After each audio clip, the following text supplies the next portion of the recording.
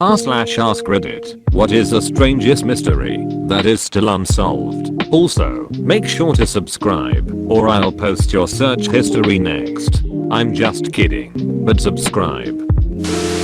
The Overtown Bridge. It's a bridge in Scotland where dogs always unexplainably jump off. It's very strange and nobody knows for certain why they do this. Dogs who survived reportedly walked back up and jumped off again. They even had to put up a warning sign to keep your dog on a leash and to watch them.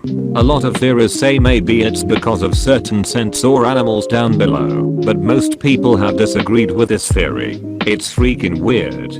Edit. In reality, I've done more research thanks to some comments, and it seems like people have romanticized this to make it creepier than it actually is. I don't know exactly what to believe, since there's so much misinformation out there, but I'll just believe the articles who've done the most research for now. They say it was most likely not hundreds of dogs, because they can't find reports of that many jumping off like the legend says. It was only around 6. So it's likely that I was misinformed, like so many other people were, and it's not actually a huge phenomenon lol. But it's still sad and a bit weird that 6 dogs jumped off. I remember that a new theory, which is supported by most experts, has something to do with the bridge's shape and resonant frequency creating sounds only audible to dogs. These sounds mess with the dog's perception and can drive them a bit mad. I feel like this might be easy to test by having owners walk their deaf dogs across the bridge and see if the dogs act differently. Unless the frequency resonates within the body by touching the bridge and is not picked up in the ears. From there, the owner could set their deaf dog on a thick blanket on the bridge. The Oakville Blob.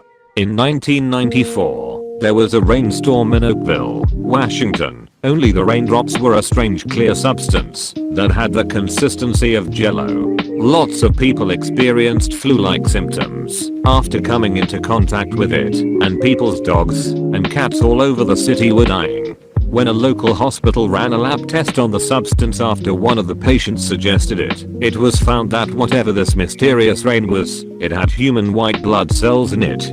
Sometime after that, a sample was also sent to the Washington State Health Laboratory, where it was being researched by epidemiologist Mike McDowell. After he determined that it was man-made and speculated that it was some sort of matrix for transporting viruses/bacteria, the samples suddenly went missing from the containment facility and his supervisor told him not to ask any questions. There are no known samples of the stuff anywhere today, despite being sent to several different facilities by various Oakville residents. So yeah, I'd personally say that this was clearly some sort of bioweapon test run, but by whom? I'd like to give the US government the benefit of the doubt here and assume it wasn't us testing something like that on our own citizens. But if it wasn't, why would it have been covered up like that? And you'd think an event like this would be a lot less obscure. Also, even if it being a bioweapon seems super obvious, how the heck did whoever dispersed it manage to make it rain over an entire city for several days? An unknown group of people broke into an FBI building, and no one has found out who they are. But the best part of the story is, they did it by leaving a sticky note that said, "Do not lock the door tonight," and it worked. Edit. To everyone asking how they left the note, they just stuck the note to the front door. Probably should have specified. Edit 2. I'm an approved member of r/what's the rule now. Edit 3. I know it's been solved. I heard about it 8 years ago and never learned that it was solved. Imagine being the guy who left it unlocked. I think that would be everyone that day. Last one out was the most rotten egg, though. 3 lighthouse workers with impeccable mustaches traveled to a remote island on December 7th, 1900 for a lighthouse shift that should have lasted for 2 weeks. When a boat arrived to pick them up, they were gone. No trace of the bodies, and the lighthouse was strangely locked. Not only was the setting normal, meal ready to be served, but there was no fire in the fireplace, and the clock stopped. One of the men kept a log in a diary, and he said that the seas were rough one day, but when monitored, it was actually calm. No one knows what happened to them. Edit. The mustaches have nothing to do with the story at all. I just really liked them. Freak wave. Almost certainly. Been to Flannan. Lovely place. Courtesy of a local fisherman who told me all about this mystery and frankly, scared the living heck out of me. I'll share what he told me, most of which checks out with records of the time. During the search for those quite wonderful missing moustaches, the following was noted. 1. A box over 100 feet above sea level had been wave damaged, and iron railings at the same level had been bent.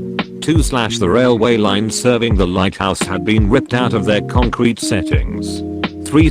And this is my favorite bit. There is a nearby cliff over 200 feet high. It was still there, but the grass on top of the cliff had been ripped away. For up to 30 feet back from the cliff edge, arguing that that was where the wave broke. The local view is that by freak chance all the keepers were outside and below the 200 feet above sea level mark doing keeper stuff when they suddenly noticed it had gone dark and looked up just in time to see a wave over 200 feet high about to hit them. Probably had time to say something along the lines of goodness gracious me, and now I'll never have time to finish that letter to Martha, and that would be it. Thanks for watching. Make sure to like, comment, and subscribe for more.